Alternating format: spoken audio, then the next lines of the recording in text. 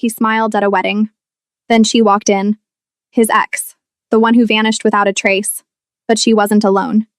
In her arms, 2 6-month-old twins. His twins. Twins he never knew existed. And in that moment, the most powerful crime lord in the city realized he'd just lost control of everything.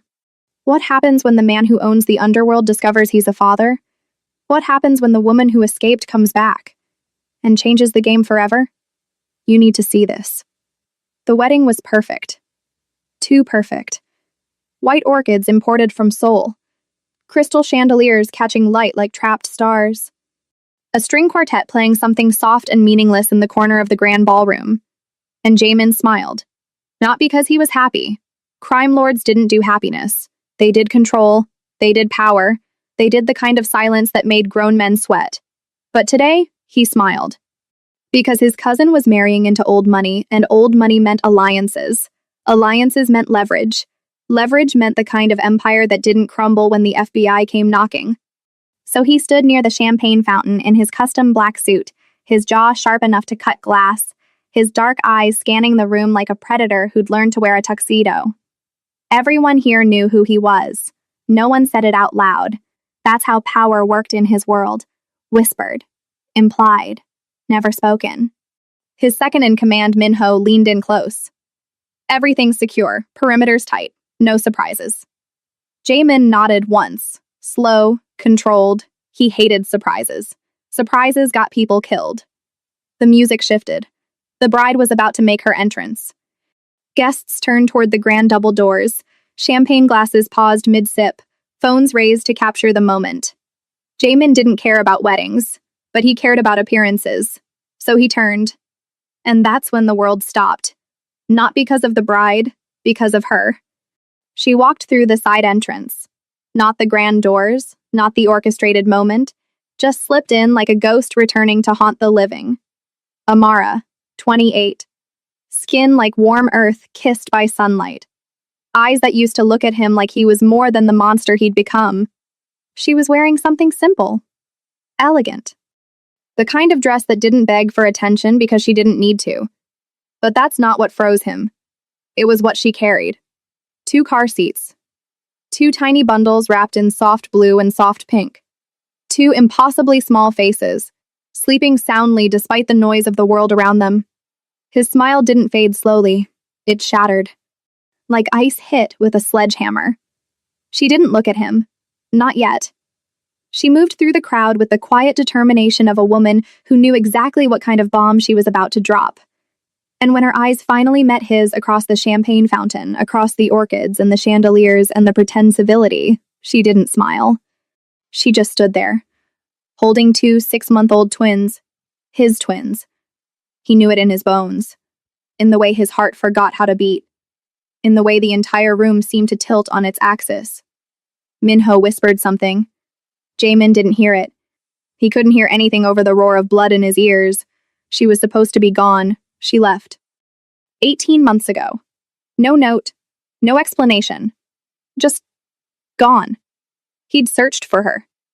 Sent his best men. Called in favors that cost him alliances. Burned bridges he couldn't afford to burn. And found nothing. Because Amara knew how to disappear. She'd learned from the best. From him. Now she was here. In his world. In his territory. With 2 children who had his eyes. He moved without thinking. Through the crowd, past the champagne, past the murmurs starting to ripple through the guests because a crime lord didn't move like that unless something mattered. And nothing had mattered in 18 months. Until now. She watched him approach. Didn't flinch, didn't run. Just stood there with her babies like she was daring him to deny what his heart already knew. He stopped 3 feet away. Close enough to see the exhaustion in her eyes. The way her hands gripped the car seat handles just a little too tight. The tremble she was trying to hide. Amara. His voice came out rough. Broken glass pretending to be language. Jamin? God, he'd miss that voice. Soft. Strong. The only thing that ever made him feel human. Who's... He couldn't finish the question. Because he already knew the answer. She tilted her head slightly. That look. The one that used to undo him. Yours. One word. It brought a crime lord to his knees without him even moving. The wedding continued around them. Music, laughter, champagne toasts. But in that moment, they were the only two people in the world, and everything he'd built, everything he'd destroyed, everything he'd become didn't matter, because she came back and she brought them home. He didn't speak. For 30 seconds, that felt like drowning. Jamien just stared at the two sleeping faces in those car seats. A boy. A girl. 6 months old. His. Minho appeared at his shoulder, tense as a loaded gun. Boss. Leave. One word. Absolute. Minho hesitated. Crime lords didn't dismiss their security. Not in public. Not when threats were everywhere. I said leave. His second in command stepped back, slowly, then disappeared into the crowd like smoke. Amara watched it all with those eyes that saw too much. You haven't changed, she said quietly. You left. It wasn't an accusation. It was a fact, raw, bleeding. I had to. Why? She glanced down at the twins. Because I couldn't raise them in your world. Our world. No, Jamin, your world. The one where people disappear when they cross you, where loyalty is bought in blood, where I would have protected you. His voice cracked on the last word. She looked at him then, really looked at him. And for the first time since she walked through that door, her armor cracked. I know you would have, she whispered. That's what terrified me. The boy, his son, stirred slightly, made a small sound. Not quite a cry. Just awareness. Jamin's entire body went rigid. He'd faced down rival syndicates, FBI raids, assassination attempts. But this 6-month-old baby made him freeze like a man who'd forgotten how to breathe. Amara bent down, lifted the boy from his car seat with the kind of practiced ease that came from months of doing this alone. 18 months. She'd been doing this alone for 18 months, while he tore apart the city looking for her. His name is Kai, she said softly. And this, she glanced at the sleeping girl, is Mia. You named them. Someone had to. The words hit harder than any bullet. She held Kai carefully. The boy's eyes fluttered open, dark, deep, exactly like Jamin's. And when those tiny eyes focused on him, on the father he'd never known, something inside Jamin's chest broke open. Can I? He stopped, swallowed, tried again. Can I hold him? Amara hesitated. Not because she didn't trust him with their son, because she knew what would happen the moment she put that baby in his arms. He'd never let go. Jamin, please. He never said please. Crime lords didn't beg. But he wasn't a crime lord right now. He was just a man who'd lost everything that mattered, and found it again in a hotel ballroom during someone else's wedding. She stepped closer, carefully transferred the small, warm weight of their son into his arms. Jamin held Kai like he was made of glass and prayers. The baby looked up at him. No fear, no recognition, just curiosity. And Jamin, the man who ruled the underworld with silence and steel, felt tears burn behind his eyes for the first time in 20 years. He looks like you, Amara whispered. He should look like you. You're beautiful. Jamin? Why didn't you tell me? His voice broke completely now. No pretense, no armor, just pain. She looked away. Because I was afraid of exactly this. This? You. Holding him. Looking at him like that. Like he's the only thing in the world that matters. He is. And that's the problem.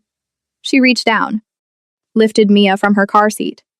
The girl was still sleeping, tiny fists curled tight. You can't protect them from your life, Jamin. You are your life. The empire, the enemies, the violence you pretend doesn't touch you. It won't touch them. You can't promise that. Yes, I can. The certainty in his voice made her stop, made her look at him. Really look. And what she saw terrified her. Because this wasn't the crime lord making a threat. This was a father making a vow. I'll burn it all down, he said quietly. Every alliance, every territory, every debt. You don't mean that. Try me. Kai made another small sound, Jamin adjusted his hold instinctively, like he'd been doing this his whole life. He hadn't. But biology didn't care. Love didn't care. The moment his son was placed in his arms, something ancient and absolute took over. Protect, provide, defend. You can't just walk away from what you built, Amara said. Watch me. Your enemies will learn what happens when someone threatens my family. The way he said family made her chest tighten. Because 18 months ago, it was just her. And he'd let her walk away. Now it was them. Kai. Mia. And he'd burn the world to keep them safe. I didn't come here to start a war, she said softly. Then why did you come? She looked at him. At their son in his arms. At the way his entire world had reorganized itself around 8 pounds of helpless humanity. Because they deserve to know their father. Even if their father is a monster. You're not a monster, Jamin. You left because of what I am. I left because I was afraid of what I'd become if I stayed. The wedding music swelled. Somewhere the bride and groom were dancing. But here, in this quiet corner of the ballroom, two people who'd loved and lost and found each other again stood holding the two most dangerous truths in the world. Hope and second chances. Stay, Jamin whispered. I can't. Stay. You don't know what you're asking. I'm asking for a chance to be their father, to protect you, to pull us into your world. No, to pull myself out of it. She stared at him. He meant it. Every word. And that scared her more than anything. They stood there as the wedding celebration spun around them, champagne flowing, laughter rising, music weaving through conversations about things that didn't matter. None of it touched them. Jamin held Kai like the boy was the only solid thing in a collapsing universe. The baby's small hand curled around his finger, grip surprisingly strong for something so impossibly fragile. He's got your stubbornness, Amara said quietly, watching them. Good. He'll need it. That's what I'm afraid of. Mia stirred in Amara's arms, tiny face scrunching up in pre-cry distress. Amara shifted her automatically. That gentle bounce-sway motion that all mothers learned in the exhausted trenches of newborn nights. Jamin watched her. Memorized her. 18 months. She'd carried them alone. Delivered them alone. Raised them through sleepless nights and first smiles and all the terrifying beautiful moments he'd missed. Because of what he was. How did you manage? He asked quietly. The same way anyone does. One day at a time. Where were you? Does it matter? Yes. She met his eyes. Ghana. My mother's village. Where your people couldn't find me. Where your world doesn't reach. Ghana. 7,000 miles from his empire. From his reach. From him. You went home. I went where they'd be safe. The distinction cut deeper than she probably intended. Because home wasn't a place for Amara. It was a feeling. And he used to be that feeling, before the violence got too close. Before she saw what he really was beneath the expensive suits and careful control. My mother helped, Amara continued. With the twins. She didn't ask questions, just held them when I couldn't. Fed me when I forgot to eat. Reminded me why I left. And why did you come back? She looked down at Mia, at the small, perfect face that was half her, half him. Because she asked about you. She's 6 months old. She doesn't ask with words, she asks with her eyes. The same eyes you have. Both of them do. Her voice went soft, fragile. And I realized I was raising them with half a story, half a truth. I could tell them about love and safety and all the beautiful things in the world. But I couldn't tell them about you. Because I didn't know if you'd even want them? Jamin's voice came out sharp. Broken. Amara, I would have destroyed everything to protect us. I know. That's what I was afraid of. Kai made a small cooing sound. Jamin looked down at his son, at eyes that held no judgment, no fear, just innocent trust that the man holding him was safe. I won't let my life touch them, he said quietly. You are your life. You can't separate the two. Then I'll change my life. Jamin, I mean it. And he did. She could see it in the way he held Kai. Like the boy was an anchor, a reason, A chance at something he'd stopped believing in years ago. Redemption. Your organization won't let you walk away, she said. They don't get a choice. Your enemies will deal with me, not them. And if they come for us anyway? His eyes went dark, cold, the crime lord bleeding back through the cracks in his humanity. Then they'll learn why people whisper my name in the dark. It should have terrified her. It didn't, because she knew what he was. She'd always known. The question was whether she could love what he was and protect what they'd created. Minho appeared at the edge of the crowd. Subtle, but there. Jamin caught his eye, gave a small shake of his head. Not now. Not them. His second-in-command hesitated, then melted back into the celebration. He's loyal to you, Amara observed. He's loyal to the Empire. Is there a difference? There's about to be. She studied him. This man she'd loved. This man she'd run from. This man holding their son like he'd just discovered the only thing worth protecting. If I stay, she said carefully, it's not forever. It's trial. To see if you can really do this. If we can really do this. I'll take trial. And if it doesn't work, it will work. You don't know that. I know I've spent 18 months in hell without you. I know I just found out I have 2 children I didn't know existed. I know. His voice cracked. I know I can't lose you again. Mia chose that moment to fully wake up. Small whimper turning into a building cry. Amara started the complicated dance of soothing while Jamin watched, helpless and fascinated. She's hungry, Amara said. I need to feed her. There's a private room, upstairs. My cousin reserved it for family. I'm not family. You're the mother of my children. That makes you more family than anyone in this building. The certainty in his voice wrapped around her like armor. Like safety. Like the thing she'd been running from and toward for 18 months. Okay. She whispered. Okay. Show me the room. He moved immediately. Careful with Kai, protective without being possessive. They made their way through the celebration, his broad shoulders cutting a path, guests parting automatically because they knew better than to get in his way. No one stopped them. No one asked questions. They just stared as the crime lord walked past with a baby in his arms, and a woman at his side who looked like she'd walked out of his past and into his future. The private room was quiet, elegant, away from the chaos. Amara settled into a chair, adjusted Mia, began the intimate ritual of feeding. Jamin stood there with Kai, suddenly awkward. Uncertain. You can sit, Amara said gently. Where? Anywhere that's not hovering. He sat, carefully, still holding Kai like the boy might disappear.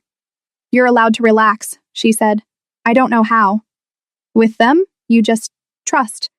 I don't trust. Then learn. Kai yawned, small mouth opening wide, tiny tongue visible. And Jamin smiled. Not the controlled, calculated smile he wore for the world. A real one. Soft, fragile, absolutely genuine. Amara's heart cracked open all over again. There he is, she whispered. Who? The man I fell in love with before the Empire, before the fear. Just you. He looked at her over their son's head. And in that moment, surrounded by silk wallpaper and crystal chandeliers and the muffled sounds of a wedding celebration, they'd crashed. They weren't a crime lord and the woman who ran. They were just 2 people who'd made something beautiful in the middle of all their broken pieces. Stay, he whispered again. This time, she didn't say no. She didn't say yes. She just smiled. Small. Fragile. Hopeful. And that was enough. For now. The first night was the hardest. Not because of the twins. Though Mia woke 3 times and Kai twice, their cries cutting through the silence of Jamin's penthouse like sirens in the dark. Hard because Amara was here, in his space, in his world. In the custom-built fortress he'd created to keep everyone out. And now she was in, with their children, rewriting every rule he'd lived by. The penthouse occupied the top 3 floors of a building he owned in the heart of the city. Floor-to-ceiling windows overlooking a skyline he controlled through fear and favors. Marble floors that echoed. Modern art that cost more than most people made in a year. Cold, expensive, empty, until tonight. Now there were baby bottles drying on his kitchen counter, a portable crib set up in the master bedroom, soft blankets draped over his black leather couch. Color in a world of monochrome. Life in a tomb. Jamin stood by the window at 3 a.m., Kai sleeping against his shoulder. The boy had been fussy. Amara was exhausted from feeding Mia, so he'd taken his son and walked. Just walked. Through rooms that suddenly felt too big and too small at the same time. "You're good at this." Amara's voice came soft from the bedroom doorway. He turned. She was wrapped in one of his shirts, black silk that fell to her thighs, her natural hair pulled back, eyes heavy with the kind of tired that came from months of doing this alone. She was beautiful. She'd always been beautiful. But now she was something else. Powerful. Maternal. Untouchable in a way that had nothing to do with fear and everything to do with purpose. "I'm not good at anything that matters," he said quietly. "You matter to him." Kai stirred slightly at the sound of his mother's voice, but didn't wake. Just settled deeper against Jamin's chest, small fist curling in the fabric of his shirt. Trust. Absolute. Innocent. Unearned. "How do you do this every night?" Jamin asked. "You just do. Because the alternative is letting them cry, and that's not an option. You did this alone." It wasn't a question. It was an accusation. Against himself. Amara crossed the room slowly, stood beside him at the window. Close enough that he could smell her, that scent that used to drive him insane. Shea butter and something floral he could never name. Home. She smelled like home. "I wasn't completely alone," she said. "My mother helped. The village women. They have this way of raising children together. No one does it alone. You could have called me." And said what? "Hey, remember me? The woman you were sleeping with 18 months ago? Surprise? You're a father to twins you never wanted?" "I would have wanted them." "You didn't even want me, Jamin. Not really. I was just—" She stopped. Swallowed. "I was just the escape. The soft place you came to when your world got too hard." "That's not true." "Isn't it?" He turned to face her fully. Kai still sleeping between them like a tiny referee. "You were the only real thing in my life," Jamin said quietly. "Everything else is performance. Strategy. Survival. But you—" His voice cracked. "You were the only person who looked at me and didn't see what I could do for them. You just saw." The words hung in the air like he didn't deny. Couldn't. "The warehouse," Amara continued softly. 18 months. Thought we could grab dinner after saw the blood under. And I realized, tears slipped down her cheeks now. I realized that the man I loved was also the man people feared. And I didn't know how to reconcile those two things. So you ran. So I survived. And got pregnant. Yeah, that too." A sound escaped him. Not quite a laugh, not quite a sob, just acknowledgement of the cosmic joke that had brought them here. "I found out 2 weeks after I left," Amara said. "Took 3 tests because I couldn't believe it, and by the time I confirmed it, I was already in Ghana, already safe, already building a life where you couldn't find me." "Why twins?" She smiled slightly. "Your family or mine?" "Mine. My grandmother was a twin. Her mother too. Goes back generations. So you gave me 2 reasons to never come back. And yet here you are." She looked at Kai. At the small, perfect face that was half hers, half his. "Here I am." Jamin shifted Kai carefully, moved toward the crib Amara had set up, laid his son down with a kind of gentleness that looked wrong on a man his size, a man with his reputation. But Kai didn't care about reputation. He just slept. Safe. Warm. Loved. When Jamin turned back, Amara was watching him with an expression he couldn't read. "What?" he asked. "You're different with them." "How?" "Softer. Real. Like the mask comes off. The mask keeps us safe. Or keeps you lonely." The truth in her words cut clean through. He'd been lonely for 18 months. Hell, he'd been lonely for years before that. Just didn't realize it until she left and took the warmth with her. "Minho wants to meet them," Jamin said, changing the subject. "Your second in command?" "He's been asking all day. Wants to know if they need security, protection, a full detail." They're babies, not diplomats. They're my babies. That makes them targets. The coldness in his voice made her shiver. Because that was the problem, wasn't it? Loving him meant accepting what he was. And what he was came with enemies.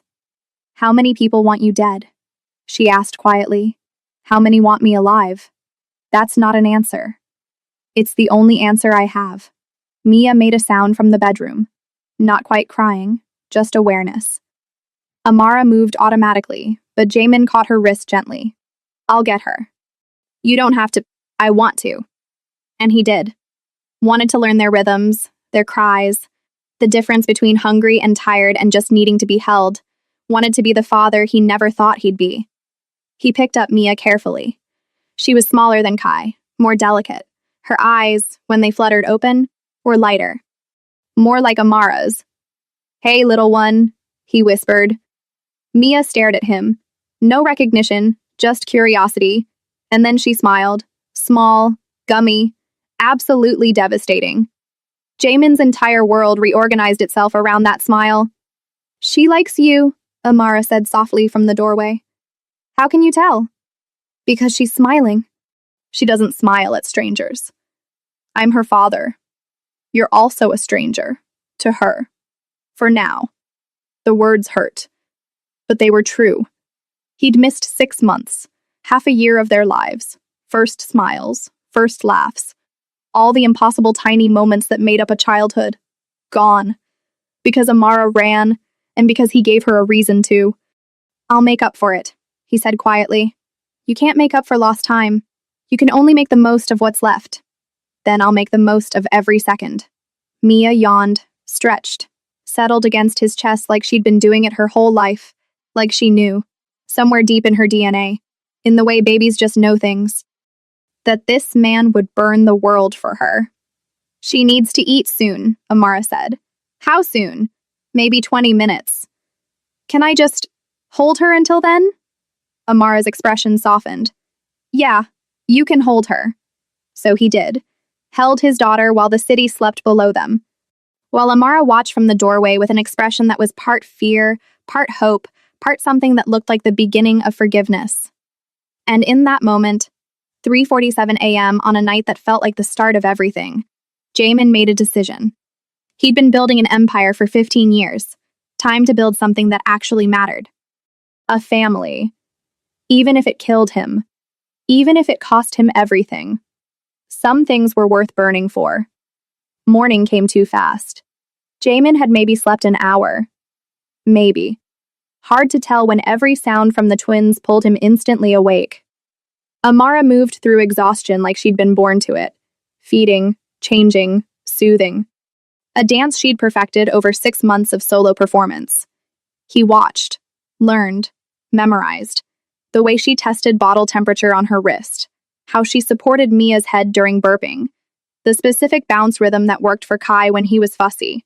A lifetime of knowledge he didn't have, but wanted. His phone buzzed at 7 a.m. Minho. Of course. Council wants a meeting. Jamin stared at the message. The council. 5 men who ran the city's underworld with him. Partners in blood and profit. Allies until they weren't. They'd heard. Of course they'd heard. Crime lords didn't have secrets. They had information that cost enough to keep quiet. And yesterday's scene at the wedding? That information was free. He typed back. Tell them I'm busy. The response was immediate. They insist. Jamin looked up. Amara was feeding Mia, gaze distant, lost in whatever mothers thought about during pre-dawn feedings. She looked fragile in the early light. She wasn't. But his world would try to make her that way. 1 hour. My office. Alone. He put the phone down. You have to go, Amara said quietly. Not a question. I have a meeting. About us. About business. We're your business now. That's the problem. He moved closer, sat beside her on the couch. Kai was sleeping in the bassinet, small chest rising and falling in perfect rhythm. Peace. For now. They want to know what yesterday meant, Jamin said. You. The twins. What it changes. And what does it change? Everything. That's what I was afraid of. He reached out, touched her face gently. She didn't pull away. Progress. I won't let them touch you, he said. You can't control everything. Watch me. Jamin, I mean it. Whatever they want, whatever they demand. The answer is no if it puts you at risk. And if they don't accept that answer, his eyes went cold. Then they'll learn why I run this city and they just work for me. The certainty in his voice should have been reassuring. It wasn't. Because Amara understood what he didn't want to say out loud. Choosing them meant war, and war meant casualties. Go to your meeting, she said softly. But come back. Always. Promise me. I promise. He stood, dressed in the walk-in closet, custom suit, black, sharp enough to cut, the armor he wore when dealing with men who respected nothing but power. When he emerged, Amara was watching him with an expression he remembered. The one that said she was looking at a stranger. The crime lord. Not the man who'd held their daughter at 3 a.m. and smiled like he'd discovered magic. It's just clothes, he said quietly. It's never just clothes with you. Fair. He crossed to her, bent down, kissed her forehead gently. I'll be back in 2 hours. Call if you need anything at all. We'll be fine. Minho is outside.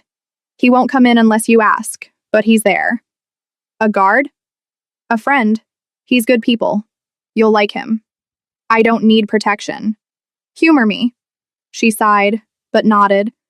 He left before he could change his mind, before he could say fuck the council and the empire and everything that wasn't them. The elevator ride down felt longer than usual. Minho was waiting in the lobby.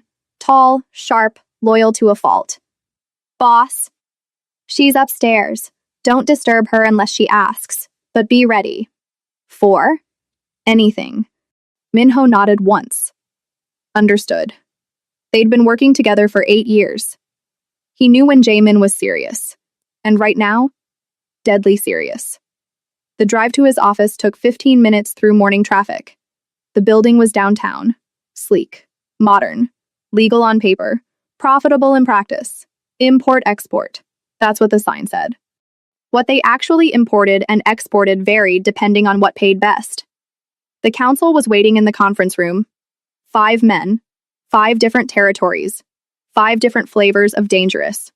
Marcus, the oldest, ran the docks, built like a boxer who'd won too many fights. Dmitri, Russian, controlled the north side, eyes like frozen lakes. Chen, quiet, deadly, had connections that reached back to Beijing. Rashid, smooth, ran the financial networks, made dirty money clean. And Vincent, the youngest, ambitious, hungry, the one Jamin trusted least. They all stood when he entered. Respect. For now.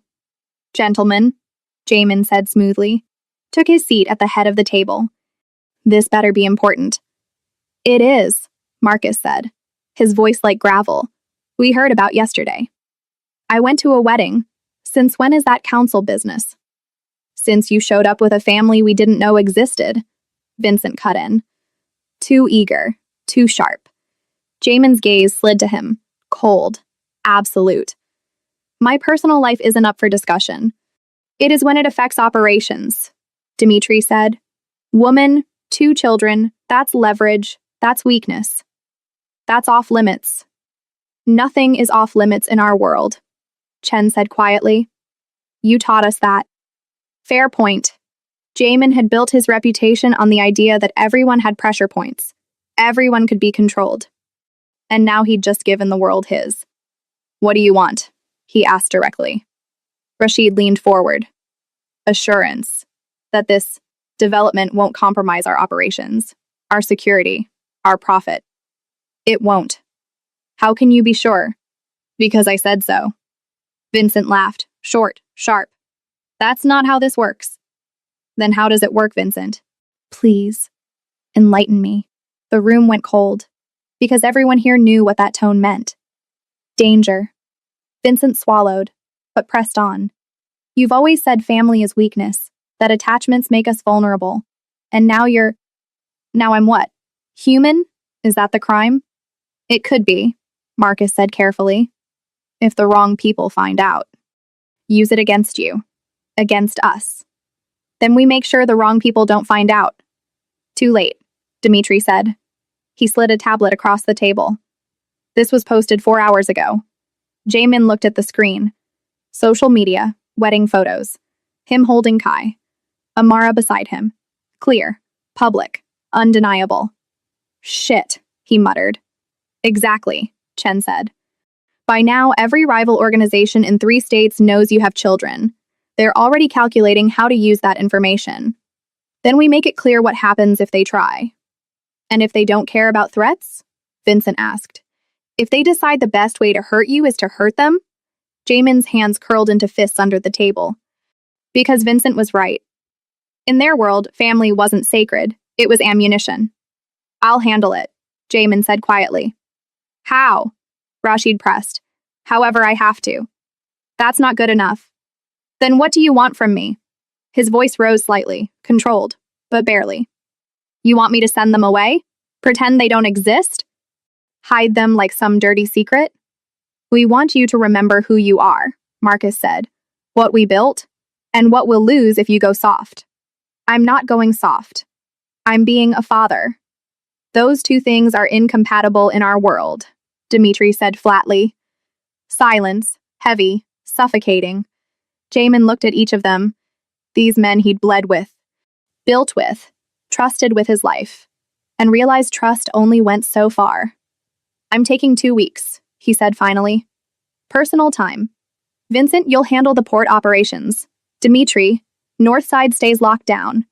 Chen, I need you on the financial transfers. Marcus, keep the docks clean. Rashid, make sure our accounts stay invisible. 2 weeks? Vincent sounded incredulous. You can't just... I can, and I am. You all report to Minho. He has full authority. Any problems, he handles them. Any major decisions, he calls me. But otherwise... Jamin stood. I'm unavailable. This is a mistake, Vincent said. Then it's my mistake to make. He walked toward the door. Jamin, Marcus called. We're just trying to protect what we built. So am I. They'll come for them. You know they will. He turned. Looked at Marcus. At all of them. Let them try. The words hung in the air like a death sentence, because everyone in that room knew what Jamin was capable of when something mattered. And this? This mattered more than anything ever had. He left the building, got in his car, drove back to the penthouse with his jaw clenched and his mind racing. The council was right. He'd just painted a target on his children, but he'd be damned if he'd hide them. Damned if he'd pretend they didn't exist. They were his. And he'd burn anyone who tried to take them. When he walked back into the penthouse, Amara was on the couch, both twins sleeping in their bassinets beside her. She looked up, saw his face. That bad? They know. About us? About everything. She paled slightly. What does that mean? He sat beside her, took her hand, held it like an anchor. It means we're visible. And visibility is dangerous. But, he squeezed gently. I'm not running. I'm not hiding you. I'm just being smart about protection. What kind of protection? The kind that keeps you safe, no matter what it costs me. Jamin, I mean it. Whatever it takes. They're not touching you. Not touching our children. I don't care who I have to go through. She studied his face, saw the determination there, the absolute certainty. And something in her chest cracked open. Because he meant every word. For better or worse. He'd chosen them. Now they just had to survive what came next. 3 days passed in a strange domestic rhythm that Jamin had never experienced. Morning started early. 5 a.m. when Mia woke hungry. He'd learned to prepare bottles while half asleep. Learned the exact temperature Amara approved of. Learned that Kai liked to be walked while Mia preferred to be bounced. Small things. Important things. The things that made him a father instead of just a man with children. Minho stopped by twice a day. Updates, reports, nothing urgent.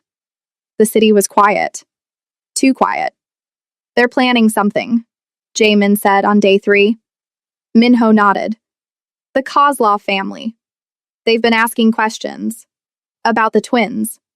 About Amara. Tell them to stop asking. I did.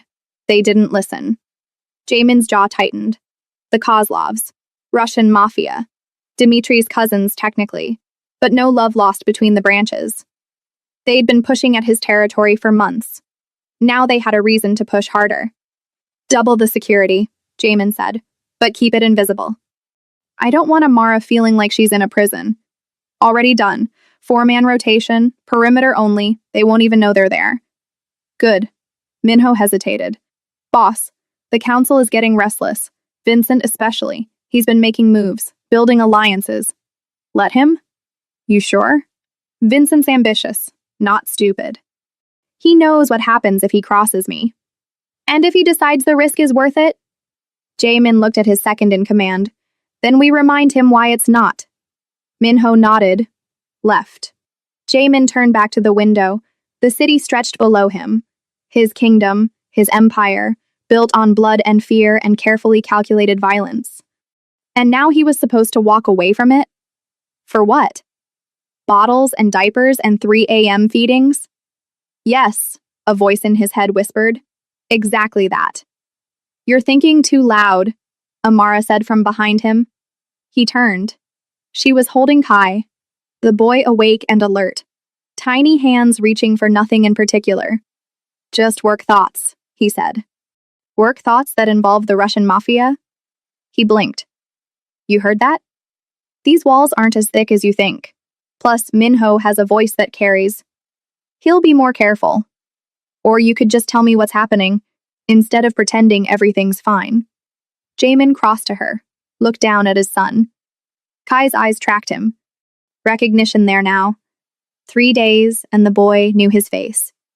There's a family, he said quietly. The Kozlovs. They've been asking about you, about the twins. Asking what? Where you are, where you came from, how serious this is. And what did your people tell them? Nothing. But that won't stop them from finding out on their own. Amara shifted Kai to her other arm. So what do we do? We? You think I'm just going to sit here and let you handle everything? These are my children too, Jamin. If there's danger, I need to know. He stared at her. This woman who'd run from his world but was now standing in the middle of it, demanding transparency. The safest thing would be to send you away, he said. Back to Ghana, somewhere they can't reach you. No, Amara. I didn't come back to run again. I came back because they deserve to know their father, and you deserve to know them. If we leave now, that cycle just continues. You missing their lives, them missing you. Better missing than dead. That's not a choice I'm willing to make. I am. They stared at each other. Impasse. Kai made a sound, not quite a cry, just awareness that the energy in the room had shifted. Amara softened, looked down at their son. We stay, together, and you figure out how to keep us safe without sending us away. That's the deal. Take it or leave it. He wanted to argue, to explain that this wasn't how his world worked, that safety meant distance, protection meant separation. But looking at her, at the determination in her eyes, the absolute refusal to back down, he realized she was right. Okay, he said quietly. Okay, we stay. Together. But you follow my security protocols, all of them. No arguments. What protocols? Minho will explain. But basically, you don't leave the building without me. You don't answer the door. You don't trust anyone who isn't me or Minho. That's paranoid. That's survival, she considered, then nodded. Fine, but you talk to me. About the threats, the plans, the risks. I'm not a child, Jamin. I can handle the truth. Can you? I survived 6 months raising twins alone in a foreign country. I think I can handle knowing when someone wants to hurt us. Fair point. The Kozlovs are testing, he said. Seeing how serious I am, how vulnerable this makes me. If they decide I'm weak, they'll attack. Yes. And if they do?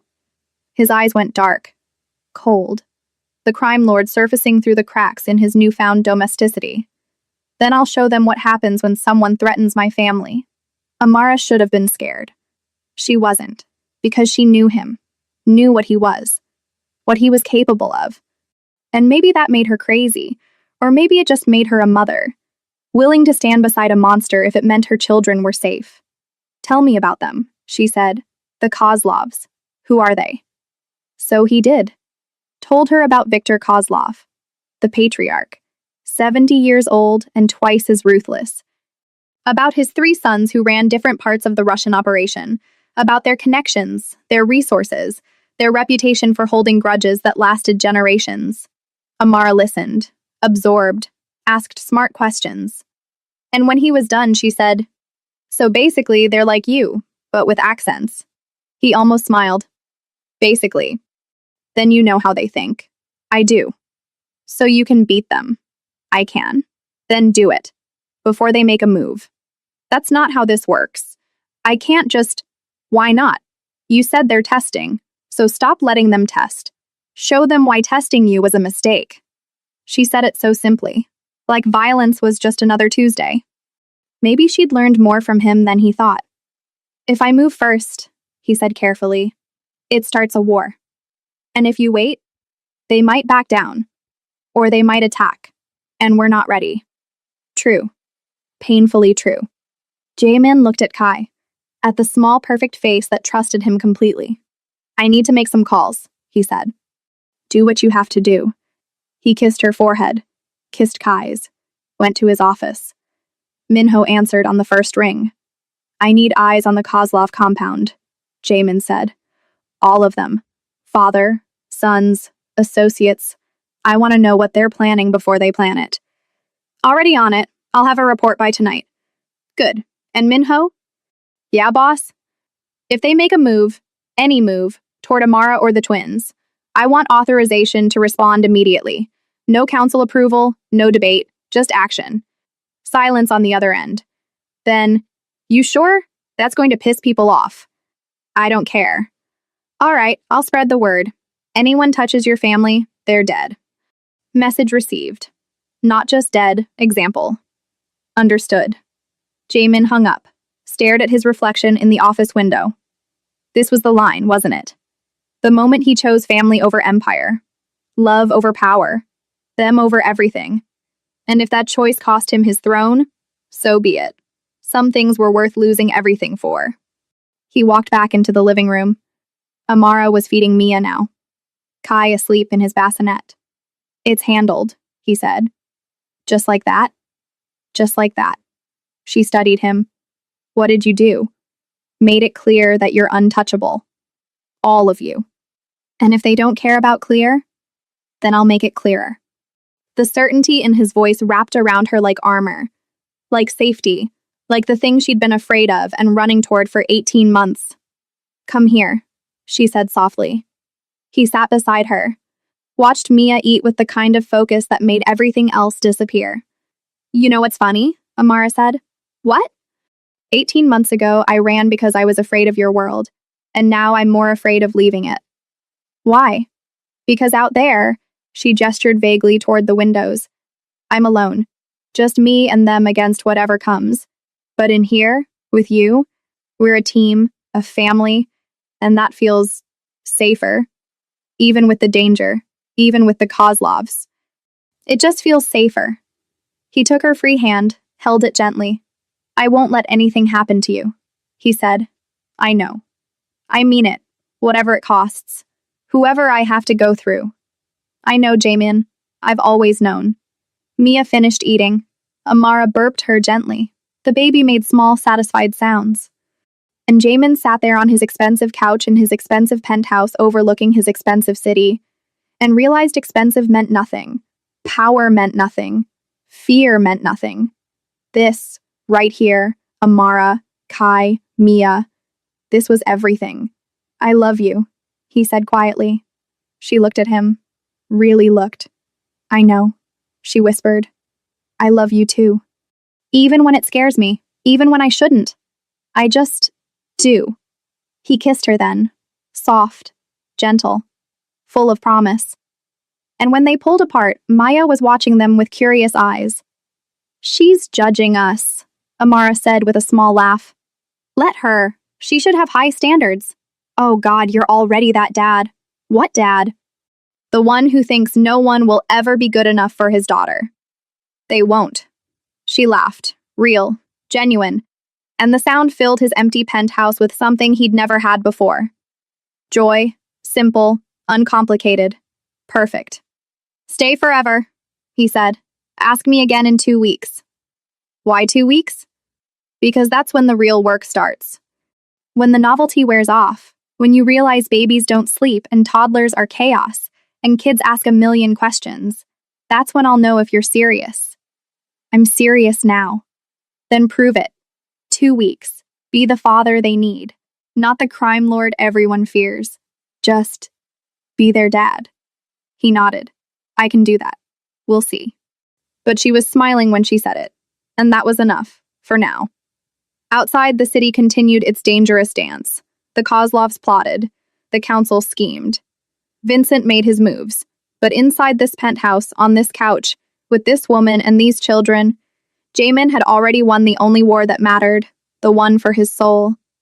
And he'd burn the world to keep it.